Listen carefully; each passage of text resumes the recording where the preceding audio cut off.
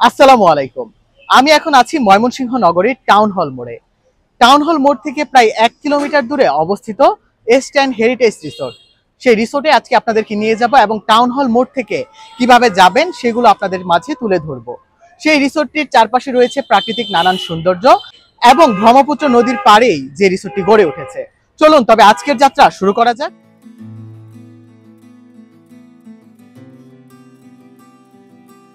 ময়মনসিংহ শহরের রিক্সা যাত্রার মজা অন্যরকম। শহরের কোলাহল, পাশ দিয়ে হেঁটে যাওয়া মানুষ, রাস্তার ধারের দোকান, সবকিছু যেন এক গল্প বলে।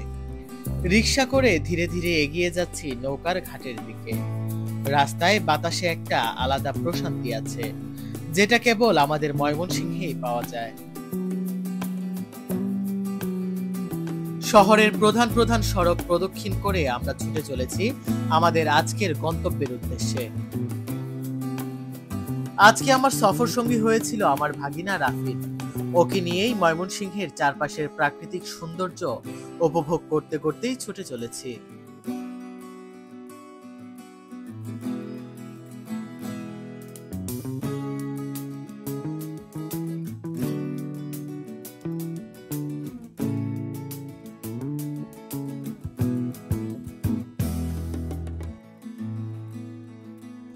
এটি হচ্ছে তালতলা নৌকার ঘাট। এই ঘাট থেকেই পার হতে হবে আমাদের। আমরা এসে দেখি নৌকাটি রয়েছে নদীর ওই পারে। বেশ কিছুক্ষণ অপেক্ষা করার পর নৌকাটি অবশেষে ঘাটের কাছাকাছি চলে এসেছে, তাই আমরা নেমে নৌকাটির কাছে যাচ্ছি।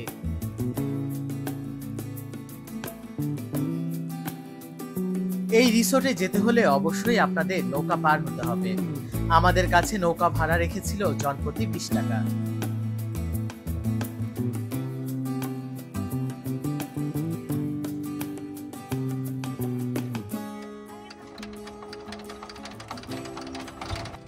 কাঠের নৌকায় নদী পার হওয়ার অনুভূতি সত্যিই দারুণ।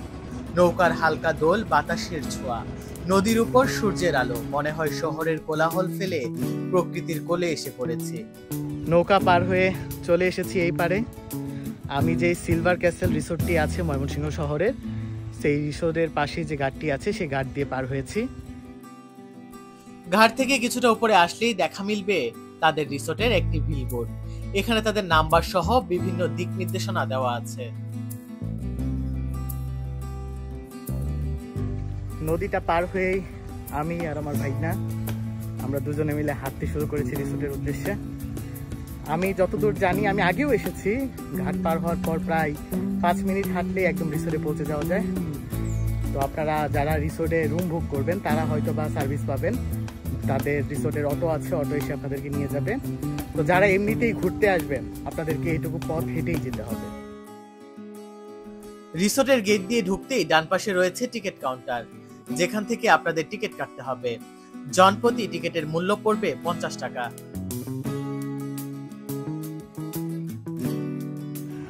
টিকিট দেওয়ার কথা 2টা, আমরা যেহেতু দুজনের নাম এন্ট্রি করে একটি টিকিটই দিয়েছে, যার মূল্য নিয়েছে 100 টাকা।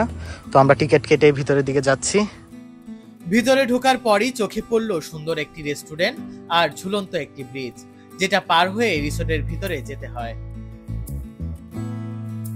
ব্রিজটি পার হওয়ার পর চারপাশে শুধু সবুজ আর নীরবতা, যেন কিছুটা সময় নিজেকে প্রকৃতির সাথে হারিয়ে ফেলেছিলাম।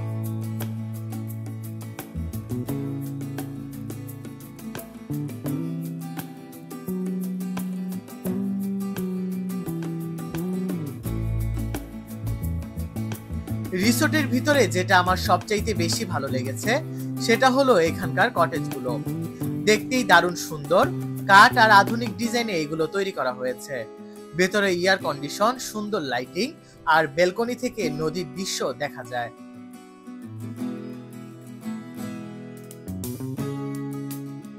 আপনাদের সুবিধার্থে বলে রাখি, এখানে রুম ভাড়া 2500 টাকা থেকে শুরু করে 12,000 টাকা পর্যন্ত। আপনারা সরাসরি চাইলে রিসিপশনে এসে বুকিং দিতে পারবেন, কিংবা ফোন কলের মাধ্যমেও তাদের সাথে যোগাযোগ করতে পারবেন। পাশেই নির্মিত হচ্ছে ফ্যামিলি কটেজ, যেখানে বিভিন্ন প্রোগ্রাম, বিভিন্ন সেমিনার আপনারা করতে পারবেন। এই ফ্যামিলি কটেজের ডিজাইনগুলো একদম নিখুঁত এবং দৃষ্টিনন্দন, যা দেখলেই আপনার মনে অন্যরকম একটি ফিলিংস তৈরি হবে। এই রিসোর্টটিতে এখনো নির্মাণ কাজ চলমান রয়েছে, হয়তোবা সময়ের সাথে সাথে এগুলো হয়ে গেলে আরো দৃষ্টিনন্দন হয়ে উঠবে এই রিসোর্টটি।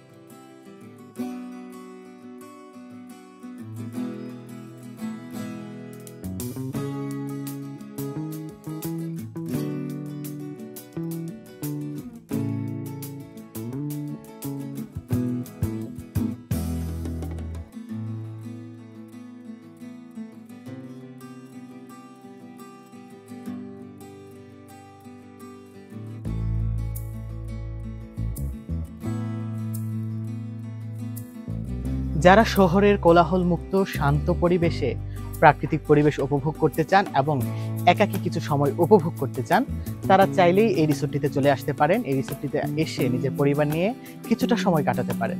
আশা করি ভালো লাগবে। চারদিকের সুন্দর পরিবেশ আর পাখির কোলাহল সব মিলিয়ে একটি সুন্দর বিকাল উপভোগ করলাম।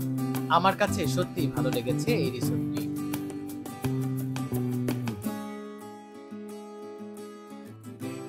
সময় পেলেই শহরের কোলাহল ছেড়ে চলে আসতে পারেন এই রিসোর্টটিতে। এখানে ফ্যামিলি নিয়ে আসলে নিঃসন্দেহে সুন্দর এবং আনন্দময় একটি সময় আপনি কাটাতে পারবেন।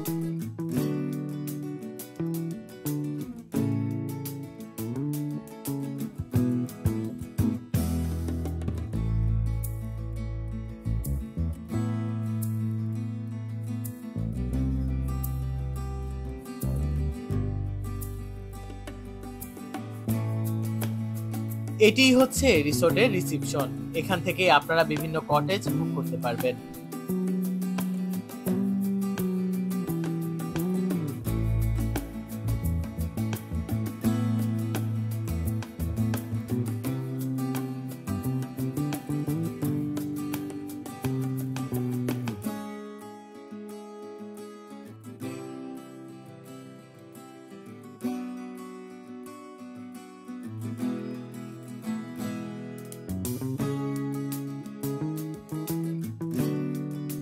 নানান রঙের ফুলে ফুটে উঠেছে রিসোর্টটির চারপাশ।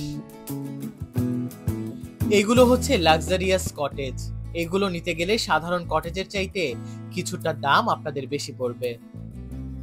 ইস্টার্ন হেরিটেজ রিসোর্টে এসে আমার খুব ভালো লেগেছে।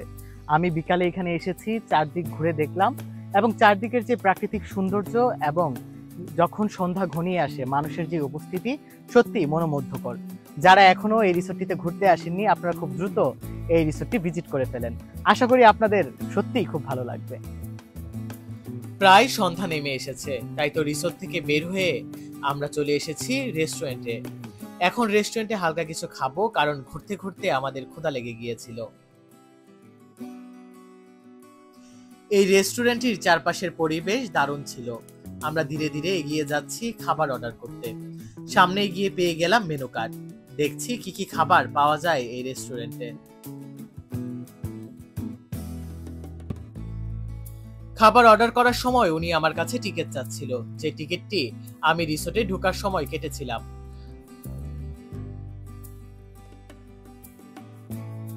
টিকিটটি দিয়ে ইতিমধ্যে খাবার অর্ডার করে দিয়েছি। কিছুক্ষণের মধ্যেই হয়তো আমাদের খাবারটি দিবে।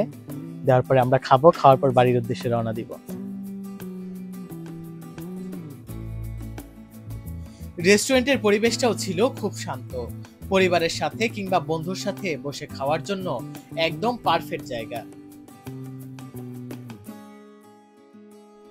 এখানে খাবার অর্ডার করার পর খাবারটি তৈরি হলে আপনার নিজেকে গিয়ে নিয়ে আসতে হবে। আমি অর্ডার করেছিলাম 2টি চিকেন বার্গার এবং 2টি কোকা কোলা।